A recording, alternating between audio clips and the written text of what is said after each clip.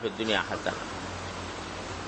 اور حدیث میں آتا ہے کہ نبی کریم سرورت عالم صلی اللہ علیہ وسلم کی اکثر دعا یہ ہوتی تھی، اکثر و بیشتر جو دعائیں مانگتے دعا مانگتے تھے وہ یہ مانگتے تھے ربنا آتنا فی الدنیا حسنۃ وفی الآخرۃ حسنۃ وقنا عذاب النار. اور یہ دعا در حقیقت قرآن ہی کی سکھائی ہوئی ہے. سورہ بقرہ میں اللہ تبارک و تعالی نے فرمایا کہ جب حاجی لوگ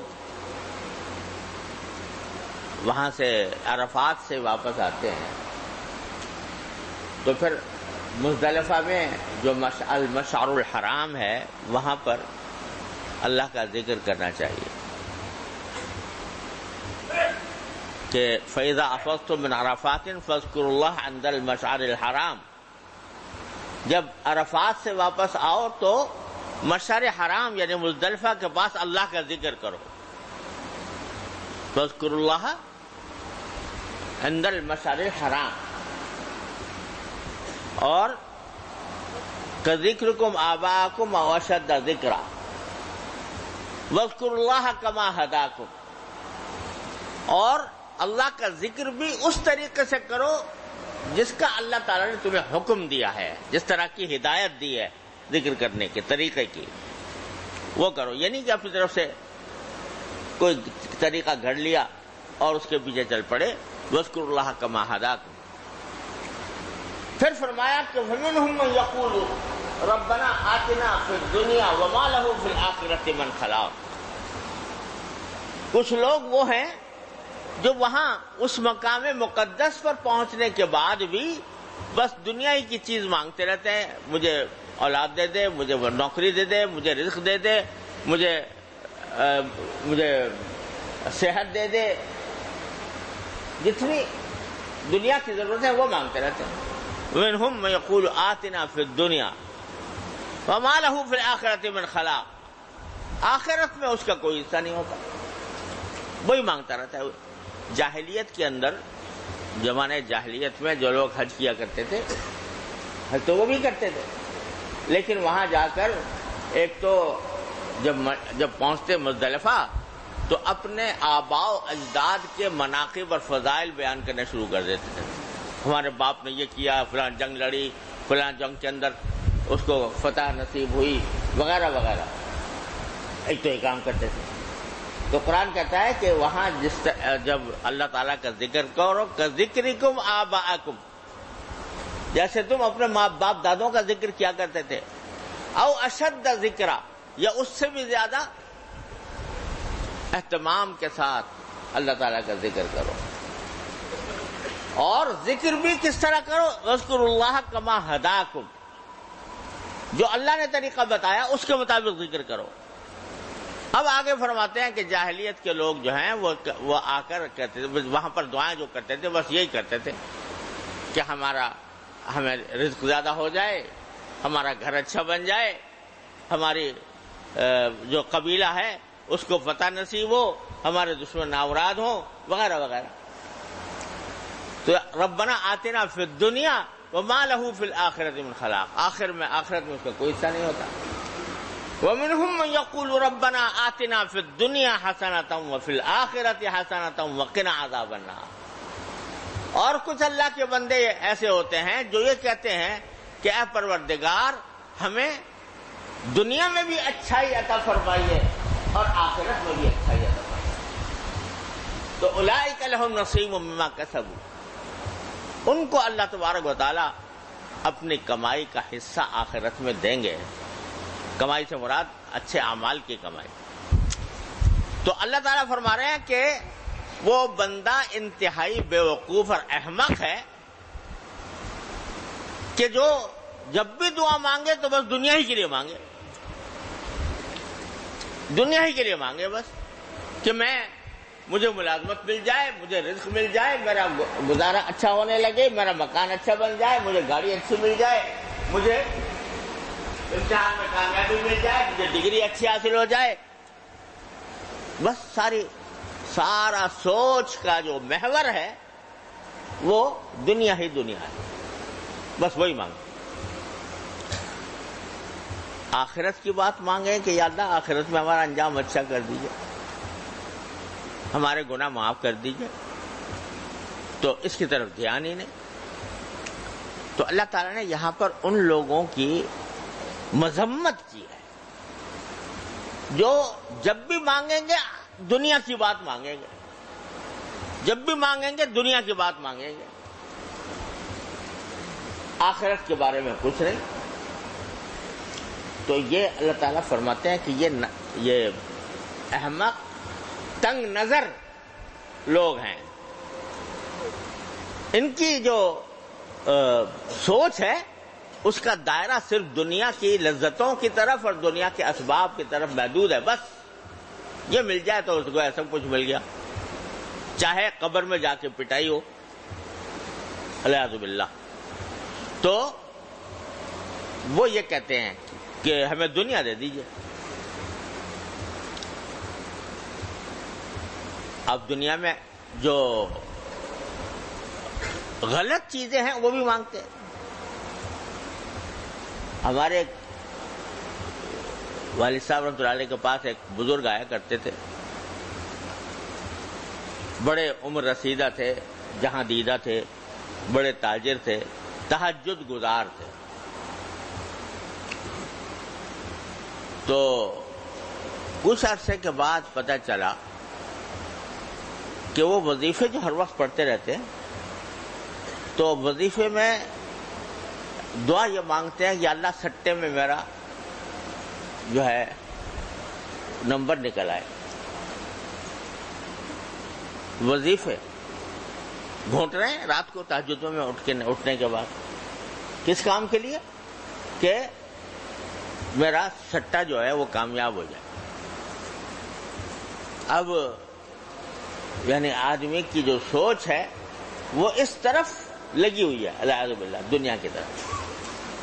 اور ہم اپنے ذرا گریبان میں منہ ڈال کر دیکھیں تو ہماری خواہشات، ہماری امنگیں، ہمارے خیالات زیادہ تر اسی طرف چلتے ہیں کہ ہمیں دنیا کی نعمتیں حاصل ہو جائیں، لذت مل جائے، گھر مل جائے، گاڑی مل جائے، لوگوں میں ہماری شہرت ہو جائے، مقبولیت ہو جائے، بس اس طرف چلے گی۔ یہ تصور کہ وہ جنت ملے جس کی تفسیر قرآن کریم نے بیان فرمائی ہے کہ جو چاہو گے ملے گا، نہ خوف ہوگا نہ غم ہوگا، لا خوف علیہم ولا ہم یحزنون۔ تو اس کا خیال، اس کی فکر، اس کی سوچ، اس کی امنگ، اس کا شوق یہ شاذ و نادر۔ تو قرآن کہتا ہے کہ وہ کہتے ہیں ربنا آتنا فی الدنیا وما لہ فی الآخرۃ من خلاق، آخرت میں کوئی حصہ ہی نہیں ہے۔ اللہ تعالی ہمیں ان میں شامل نہ فرمائے۔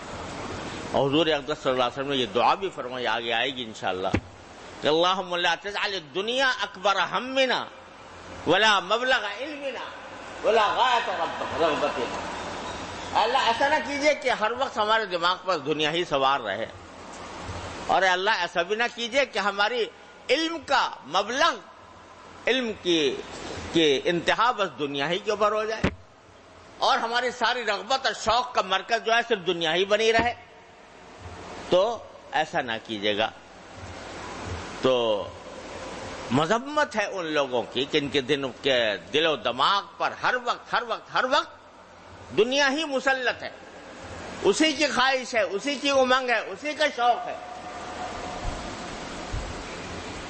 آگے اللہ تعالیٰ فرماتے ہیں وَمِنْهُمْ مَن يَقُولُ رَبَّنَا آتِنَا فِي الدُّنْيَا حَسَنَةً وَفِي الْآخِرَةِ حَسَنَةً وَقِنَا عَذَابَ النَّارِ۔ تعریف کس کی؟ اس کی جو دنیا میں بھی حسنہ مانگے، اے اللہ دنیا میں بھی اچھائی عطا فرمائیے اور آخرت میں بھی اچھائی عطا فرمائیے، دنیا میں بھی اچھی چیزیں دیجئے، آخرت میں بھی اچھی چیزیں دیجئے۔ حسنہ ایک لفظ ہے چھوٹا سا، اور کائنات پوشیدہ ہے اس میں۔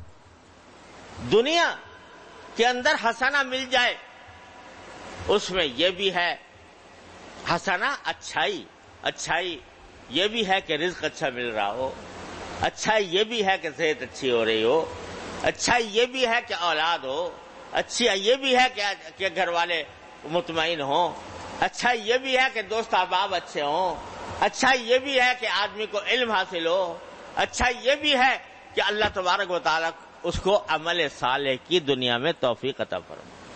سب اچھائی اچھائی. ایک چھوٹا سا لفظ 4 حرفوں کا، حسنہ، ہا سین نون تا، اور اس میں ساری کائنات سمٹ آئی ہے. اچھا دوسری بات یہ کہ ذرا اس پر غور کرو کہ وہ جن لوگوں کی نگاہ دنیا کی حد تک محدود رہتی ہے، جب ان کا ذکر کیا ان کی دعا کا تو وہاں پر کہا ربنا آتنا فی الدنیا وما لہ بالآخرۃ من خلاق. وہاں حسنہ نہیں ہے، وہ تو دنیا کی اپنی مطلوبہ چیزیں مانگتے ہیں. ہمیں یہ مل جائے، وہ مل جائے، یہ مل جائے، وہ مل جائے، ہمیں اچھا گھر مل جائے، ہماری آمدنی بڑھ جائے، بینک بیلنس ہو جائے. اس میں اچھائی برائی کا تصور نہیں کہ حقیقت میں وہ اچھائی ہو، بلکہ ان کو اپنے ذہن میں کچھ مطلوبہ چیزیں گھڑ رکھی ہیں، وہ چاہے حلال ہو یا حرام ہو، الیاذ باللہ، جائز ہو یا ناجائز ہو، اور وہ حقیقت میں مفید ہو یا مفید نہ ہو، وہ اپنی طرف سے گھڑ رکھی. یا اللہ دنیا میں ہمیں دے دے، چاہے سٹے کی رقم ہی دے دے، چاہے سود کی رقم ہی دے دے، لیکن دے دے، دنیا میں پیسے دے دے. ہمیں جو سکھایا قرآن نے، کہا کہ نہیں، دنیا میں ضرور مانگو، بے شک مانگو، دنیا بھی مانگو، لیکن دنیا میں حسنہ مانگو، اچھائی مانگو. اچھائی جس چیز میں ہو دنیا کے اندر اللہ وہ عطا فرمائے. اب اچھائی جو ہے نا، یعنی اگر اللہ مال دیں آپ تو حلال دیں، رزق عطا فرمائے تو حلال عطا فرمائے، صحت عطا فرمائے تو صحت ایسی ہو کہ جو آپ کے کاموں میں استعمال ہو. اللہ علم عطا فرمائے تو علم کی حقیقت عطا فرمائے. تو ایک مختصر لفظ میں دنیا کی ساری اچھائیاں جمع کر دیں. آپ ذرا سوچو کہ اگر اللہ تعالیٰ ہمارے لیے جو ربنا آتنا فی الدنیا حسنہ، کیا رہ گیا؟ دنیا کے اندر جتنی اچھی چیزیں ہیں وہ سب آ گئیں، اور اس میں جہاں مادی چیزیں آ گئیں وہاں روحانی چیزیں بھی.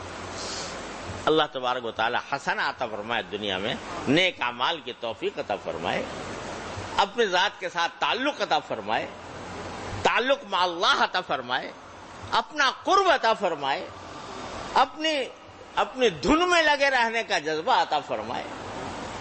اللہ تبارک و تعالی یہ سب دنیا میں عطا فرما. ربنا آتنا فی الدنیا حسنہ.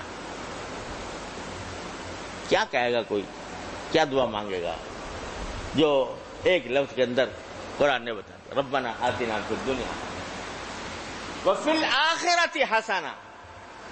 اور اللہ آخرت میں بھی اچھائی دے دیجیے.